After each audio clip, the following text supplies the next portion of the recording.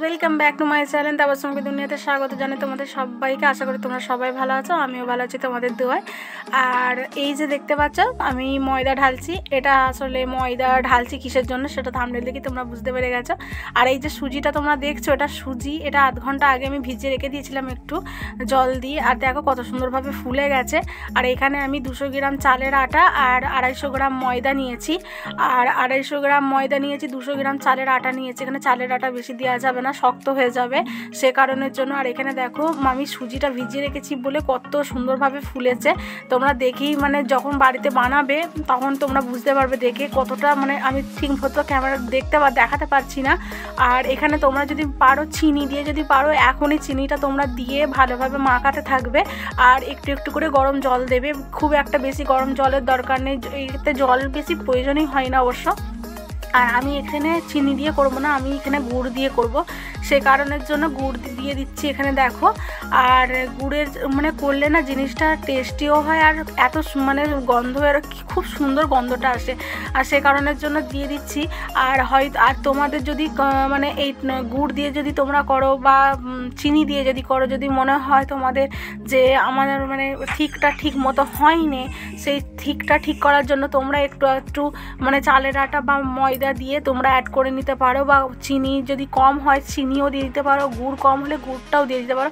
কিন্তু গুড়টা তো হচ্ছে লিকুইড, তো সে কারণের জন্য গুড়টা বেশি দিলে হবে না, মানে অনেক নরম হয়ে যাবে, সে কারণের জন্য তোমরা একটু চিনি অ্যাড করে দিতে পারো।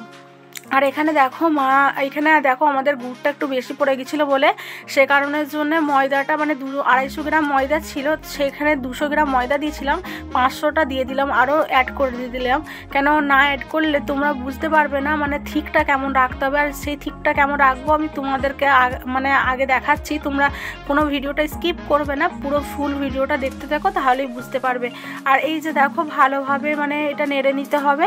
আর তোমরা যদি চামচি করে না পারো তোমরা হাতে করেও করে নেবে, কেন হাতে করে না করলে এটা ভালোভাবে না ঠিক করলে এইটাতে মানে দাঁড়া পাকিয়ে যাবে, তো আর সেটা ভালোভাবে ফুলবে না, সে কারণের জন্য তোমরা ভালোভাবে ওটা মানে মেখে নেবে ভালো করে। আর আগে দেখো কেমনভাবে আমরা করছি।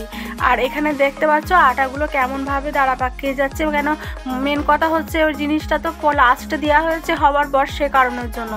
আর এখানে মা ভালো করে চামচি দিয়ে মানে শক্ত করে নিচ্ছে। আর এখানে দেখো কত সুন্দরভাবে মা মেখে নিল জিনিসটা। আর এখন পুরো থিকটা পুরো এরকম রাখতে হবে, মানে সুজির পাকানের থিকটা ঠিক এরকম থাকা চাই, তবে জিনিসটা ভালো হবে। তোমরা আগে দেখতে থাকো তাহলে বুঝতে পারবে। আর এখানে ভালোভাবে যেগুলো একটু হয়েছিল সেগুলো মা চামচি করে একটু ভালোভাবে করে নিচ্ছে। আর দেখতে পাচ্ছ এইভাবে ঠিকটা তোমাদেরকে রাখতে হবে।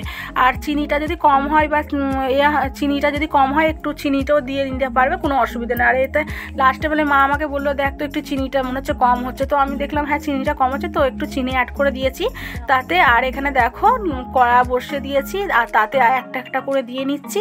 আর কত সুন্দরভাবে জিনিসটা হচ্ছে তোমরা দেখেই বুঝতে পারবে। আর এই দেখো কত সুন্দরভাবে ফুলেছে জিনিসটা, তোমরা দেখলেই তোমাদেরকে খেতে মন যাবে। আর তোমরা যদি খেতে চাও আমাদের বাড়ি চলে আসো। আর এই যে দেখো কত সুন্দর হয়েছে। আমার ভিডিওটা যদি ভালো লাগে লাইক কমেন্ট শেয়ার করবে। আগামীকাল দেখা হচ্ছে। Thank you.